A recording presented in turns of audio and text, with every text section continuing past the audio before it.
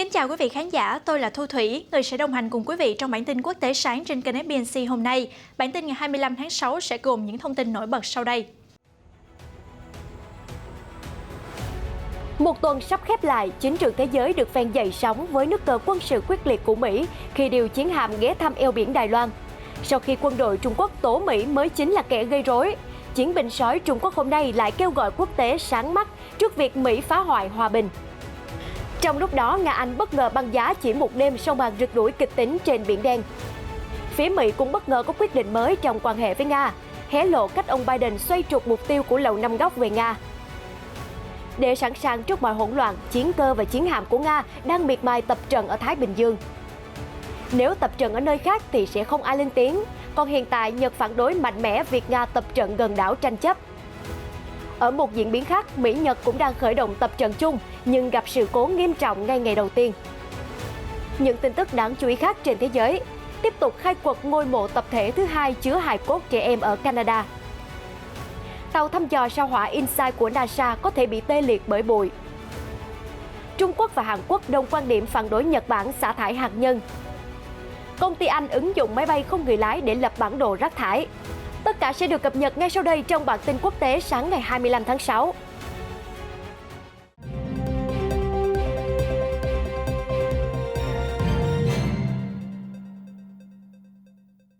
Thưa quý vị, eo biển Đài Loan trong tuần này đã hứng trọn đợt sóng dữ khi Mỹ-Trung giao tranh không khoan nhượng. Ở bản tin quốc tế hôm qua ngày 24 tháng 6, FBNC đã đưa tin về việc Mỹ mở màn trận sóng đầu tiên bằng cách cử tàu khu trục mang tên lửa dẫn đường USS Curtis Wilbur để thực hiện động thái mà Mỹ cho là tuần hành theo thông lệ. Ngay sau đó, quân đội Trung Quốc PLA đã điều lực lượng giám sát và tố Mỹ là kẻ tạo rủi ro nguy hiểm nhất. Cơn sóng tại eo biển Đài Loan lần này vẫn chưa dừng lại. Trong một diễn biến mới nhất, chiến binh sói nổi tiếng với quan điểm diều hâu đầy sát khí của Trung Quốc đã tiếp đài đả kích hành động của Mỹ, gọi đây là hành vi phá hoại hòa bình khu vực và kêu gọi quốc tế nhìn nhận sự thật.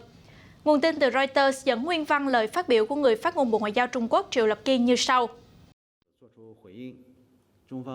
Bộ Tư lệnh Chiến khu Đông Bộ của Quân Giải phóng Nhân dân Trung Quốc PLA đã phản ứng về việc này. Trung Quốc đã theo dõi sát sao và nắm đầy đủ bằng chứng về việc tàu quân sự Mỹ đi qua eo biển Đài Loan liên tiếp. Các tàu chiến Mỹ đã nhiều lần phô trương vũ lực ở eo biển Đài Loan, kích động và khuấy động rắc rối. Đây không phải là cam kết về tự do và cởi mở gì cả, mà là tự do xâm phạm, cố ý gây rối và phá hoại hòa bình và ổn định của khu vực. Cộng đồng quốc tế nên nhìn nhận điều này một cách rõ ràng. Trung Quốc kiên quyết giữ vững chủ quyền quốc gia và toàn vẹn lãnh thổ. Chúng tôi kêu gọi Mỹ đóng một vai trò mang tính xây dựng đối với hòa bình và ổn định khu vực, thay vì ngược lại.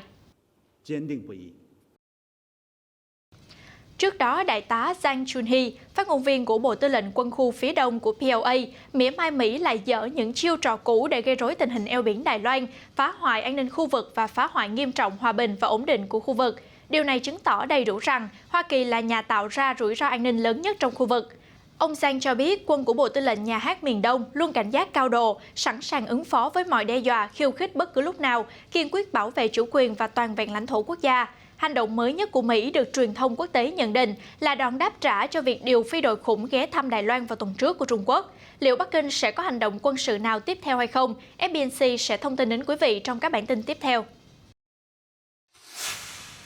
Trong một sự vụ kịch tính khác cũng được ghi nhận trên mặt trận biển, đó là cuộc chạm trán giữa quân đội Nga với sự ghé thăm không báo trước của tàu khu trục HMS Defender của Hải quân Hoàng gia Anh đi sâu vào lãnh hải Nga 3 km ở vị trí mũi Fireland thuộc bán đảo Crimea. Cuộc đụng độ này đã khiến cho phía Nga báo cáo về việc phải nổ súng cảnh báo và hàng loạt cuộc đàm phán giữa các quan chức hai nước, cũng như những nghi ngại và tố cáo lẫn nhau sau đó đã được đưa ra khiến cho mối quan hệ giữa London và Moscow chỉ sau một đêm đã rơi vào băng giá.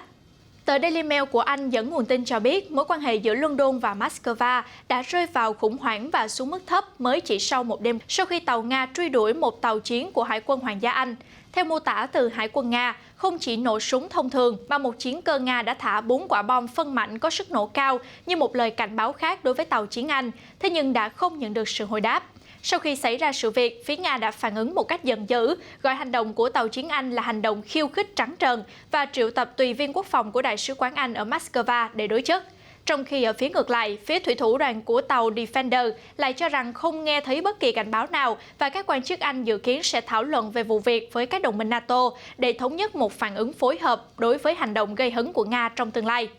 Bộ trưởng Quốc phòng Anh Ben Wallace nói với các nghị sĩ rằng Nga vẫn là mối đe dọa đối với sự ổn định, đồng thời nhắc lại vụ đầu độc hai cựu điệp viên Anh ở Salisbury năm 2018 mà hai người đàn ông Nga bị cáo buộc là kẻ thù ác. Tờ Daily Mail cũng trích lời của chỉ huy tàu Defender, ông Owen, nhấn mạnh lập trường rằng chúng tôi tự tin không đối đầu và thực hiện quyền của mình để duy trì việc tàu bè qua lại vùng biển quốc tế trên một tuyến đường vận chuyển được công nhận. Daily Mail cũng đưa ra quan điểm rằng trong khi Anh coi những vùng biển này là của Ukraine, thì Nga coi bán đảo là lãnh thổ của mình mà tàu và máy bay của họ được quyền bảo vệ, gây hấn nếu cần thiết. Đại sứ quán Nga ở London lại đăng bài trên Twitter phản pháo, tàu HMS Defender của Anh rõ ràng đã xâm phạm biên giới Nga, chứ không hẳn là một chuyến quá cảnh thường lệ. Lời qua tiếng lại giữa Anh và Nga sau sự vụ này đã nhấn mạnh căng thẳng đang trở nên trầm trọng hơn trong mối quan hệ song phương. Ở một động thái khác của đồng minh NATO với Anh là Hoa Kỳ, tờ Defense News mới đây cho biết Tổng thống Joe Biden dự kiến sẽ đề cử ứng cử viên để làm trợ lý Bộ trưởng Quốc phòng về các vấn đề an ninh quốc tế. Điều đáng chú ý, ứng viên này là quan chức kỳ cựu nắm giữ các chuyên môn và kinh nghiệm sát sao về Nga, cho thấy mối quan tâm không nhỏ của chính quyền ông Biden dành cho các chính sách ngoại giao sắp tới với Moscow, đặc biệt là về lĩnh vực quân sự. Tờ Defense News Nhà Trắng đã công bố Celeste Wallander, giám đốc điều hành của Quỹ Nga-Mỹ và một cựu quan chức Hội đồng An ninh Quốc gia về Nga, là ứng cử viên được đề cử cho chức vụ trợ lý Bộ trưởng Quốc phòng Mỹ và An ninh Quốc tế. Nếu được xác nhận, bà sẽ đóng một vai trò quan trọng trong việc giám sát hợp tác an ninh quân sự của Mỹ và hoạt động mua bán quân sự ở nước ngoài, vào thời điểm mà chính quyền ông Biden đã đặt trọng tâm mới vào việc củng cố các liên minh của Mỹ. Bà Wallander cũng từng là phó trợ lý Bộ trưởng Lầu Năm Góc về các vấn đề Nga, Ukraine và Á-Âu. Vai trò an ninh quốc tế thực sự là một trong những vị trí quan trọng nhất tại Lầu Năm Góc. Theo Arnold Punaro, cựu giám đốc Ủy ban Dịch vụ Vũ trang Thượng viện và là chủ tịch Hội đồng Quản trị của Hiệp hội Công nghiệp Quốc phòng Quốc gia, nhận định.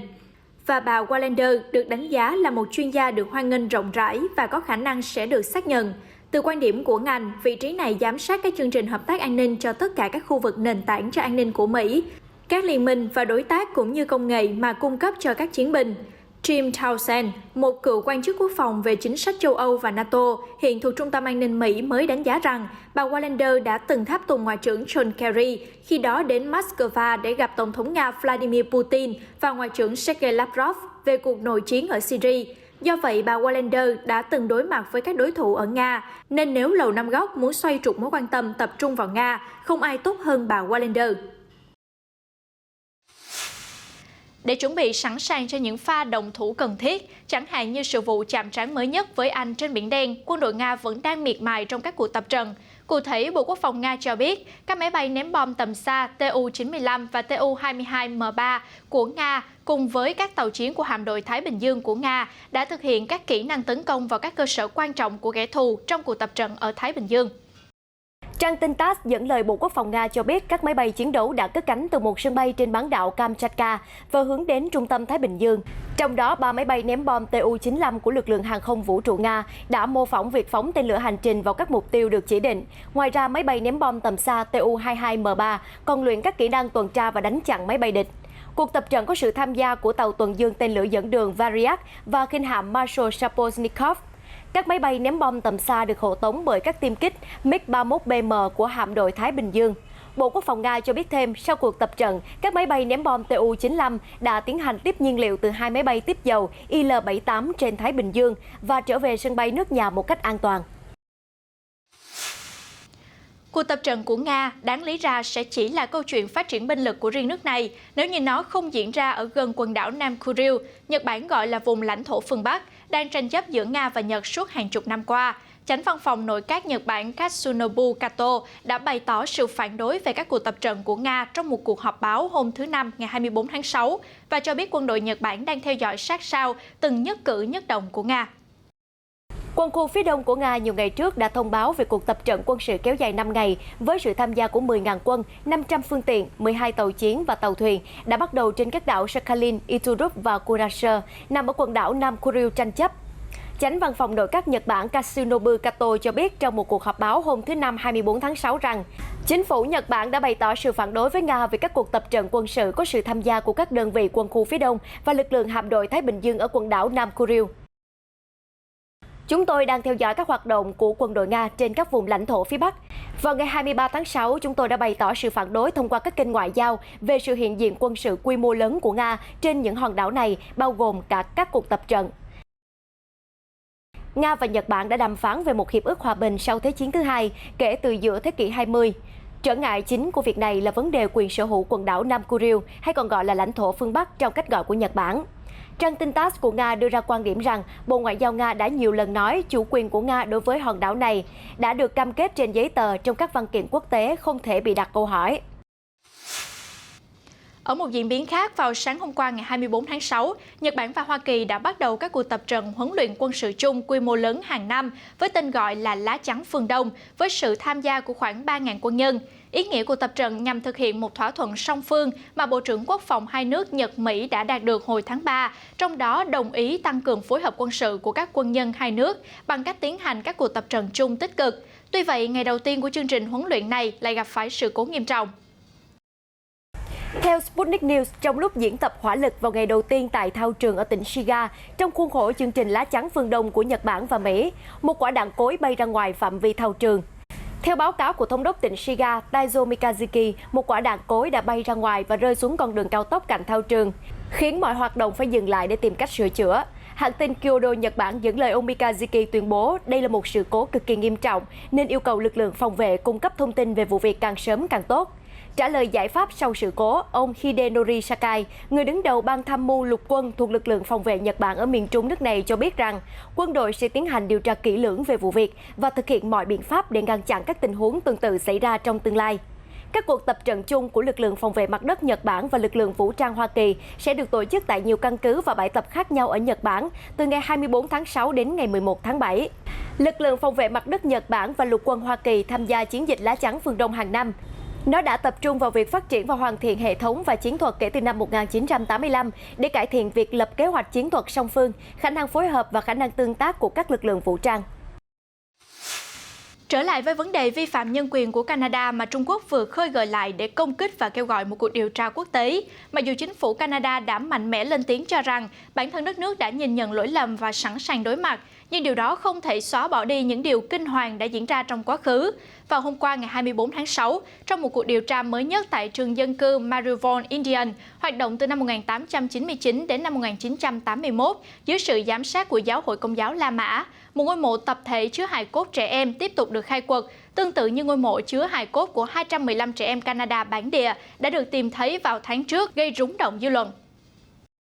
Các phương tiện truyền thông thế giới đã dậy sóng khi các thành viên của tổ chức những người Canada bản địa Coexist First Nation đã sử dụng radar để quét khuôn viên của trường dân cư Marivo Indian ở Saskatchewan dành cho trẻ em bản địa, hoạt động trong những năm 1899 đến 1981 và phát hiện ra một ngôi mộ tập thể giống với ngôi mộ chứa hài cốt của 215 trẻ em đã được phát hiện trước đó ở trường nội trú Kamloops ở tỉnh British Columbia, được phát hiện vào tháng trước. Theo một thông cáo báo chí, những thông tin cụ thể hơn sẽ được đưa ra vào hôm nay 25 tháng 6 theo giờ Việt Nam. Được biết, có gần 150 trường học như vậy trên khắp Canada, nơi đã tách trẻ em bản địa khỏi gia đình của chúng trong một nỗ lực tàn bạo để đồng hóa, mà chính phủ Canada đã công nhận là tội ác diệt chủng văn hóa vào năm 2015. Đích thân Thủ tướng Canada Justin Trudeau đã lên tiếng xin lỗi vào năm 2008. Quý vị thân mến, khi mùa khô hạn đến, những vụ hỏa hoạn đe dọa sự sống tươi đẹp của con người và các sinh vật khác, những người lính cứu hỏa xuất hiện, tham gia vào công tác cứu hộ quên mình, mang trên vai một sứ mệnh đáng trân quý. Thế nhưng trong một tin tức gây sốc cho chính Tổng thống Mỹ đương nhiệm Joe Biden, khi ông biết rằng lương của nhân viên cứu hỏa liên bang chỉ là 13 đô la một giờ, ngay lập tức ông Biden tuyên bố rằng mình sẽ không chần chừ để chỉnh đốn ngay tình trạng này.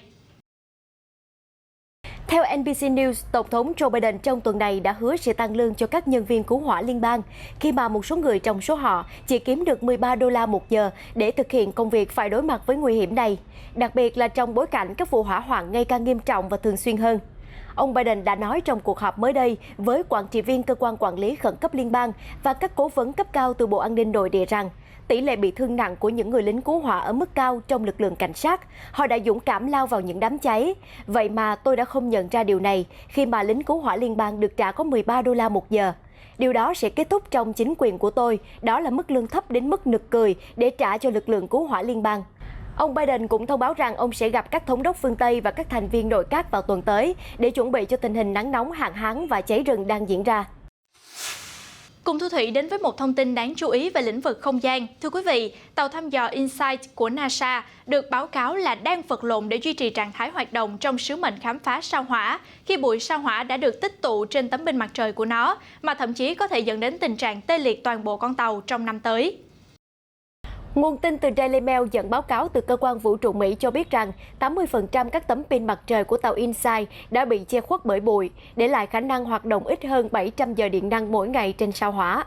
Người ta hy vọng rằng gió sẽ làm sạch tàu đổ bộ và cho phép nó tiếp tục thu thập dữ liệu địa chấn trong sứ mệnh mở rộng của mình. Thế nhưng sự cầm cự này được cho là sẽ không kéo dài lâu. NASA đã cố gắng loại bỏ bụi khỏi đỉnh trên InSight vào đầu tháng này bằng cách lập trình cho con tàu rung lắc hoặc sử dụng cánh tay robot của tàu, nhưng có vẻ không thể giải quyết hoàn toàn vấn đề. Sự tê liệt của tàu InSight bởi bụi đã được đem ra thảo luận tại cuộc họp ngày 21 tháng 6 của nhóm phân tích chương trình khám phá sao hỏa của NASA để nghiên cứu về cách làm sạch bụi. Được biết, InSight đã hạ cánh trên sao hỏa vào ngày 26 tháng 11 năm 2018 và được thiết kế để tồn tại 687 ngày trên hành tinh đỏ sau khi chạm đất.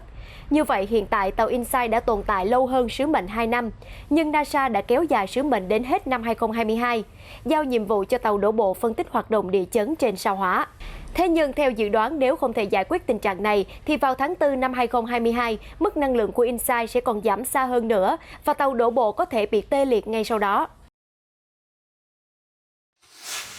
Sau đây sẽ là những thông tin quan trọng về phản ứng của các nước trên chính trường thế giới liên quan đến việc chính phủ Nhật Bản xả nước nhiễm xạ hạt nhân từ nhà máy hạt nhân Fukushima ra biển.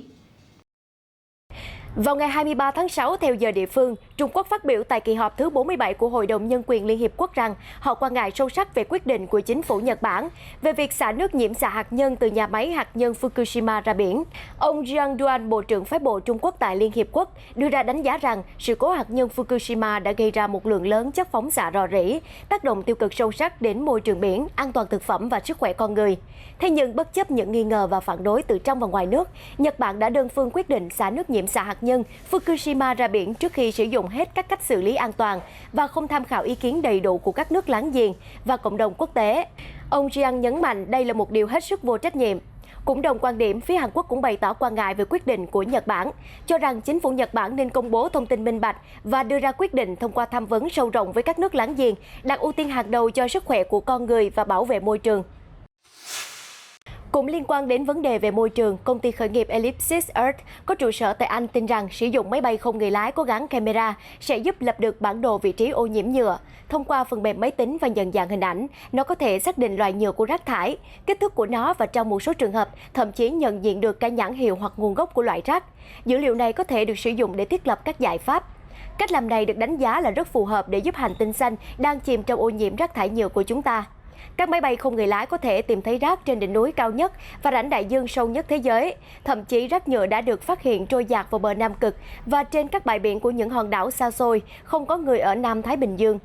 Công nghệ này cho phép Ellipsis thực hiện một cuộc khảo sát chỉ trong vài phút, nhanh hơn nhiều so với phương pháp đi bộ thông thường. Dữ liệu do Ellipsis thu thập vào năm 2017 và 2018 cho thấy rằng trên một trong những bãi biển xa xôi nhất trong khu vực, rác nhiều đến nỗi bạn không bao giờ cách xa một mảnh rác quá 43 cm.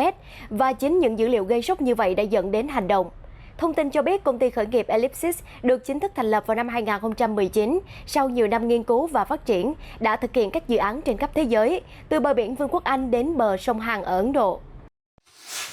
Hãy kết thúc bản tin hôm nay bằng một hình ảnh thú vị được ghi nhận tại bãi biển Chile khi sư tử biển đã tràn lên bờ và ngang nhiên chiếm lĩnh bãi biển. Vì sao lại như vậy? Hãy cùng Thu Thủy tìm hiểu. Theo Reuters, hơn 300 con sư tử biển đã chiếm lấy các bãi biển của Tome, một thị trấn ở vùng Biobío của Chile. Những con sư tử biển đã nằm trường xếp lớp và tận hưởng ánh nắng mặt trời, thậm chí chúng còn táo bạo leo lên chỗ con người và nghịch ngợm. Theo các nhà chức trách địa phương, việc sư tử biển leo lên bờ biển có thể là do sự hiện diện của cá voi sát thủ, một trong những hung thần săn mồi đối với sư tử biển. Tuy nhiên, làn sóng sư tử biển bỗng ghé thăm bãi biển Chile có thể còn là vì một yếu tố khác mà các nhà nghiên cứu đang tìm hiểu. Mặc dù trông chúng có vẻ dễ thương, nhưng các nhà chức trách đã yêu cầu mọi người không cho ăn hoặc đến gần những con sư tử biển này. Những thông tin vừa rồi cũng đã kết thúc bản tin quốc tế sáng ngày 25 tháng 6 trên kênh FBNC. Những thông tin mới nhất và nóng nhất xoay quanh các vấn đề chính trị, xã hội và đời sống trên toàn cầu sẽ có trong các bản tin quốc tế tiếp theo phát sóng vào 8 giờ sáng hàng ngày trên kênh FBNC. Thu Thủy xin chào tạm biệt và hẹn gặp lại.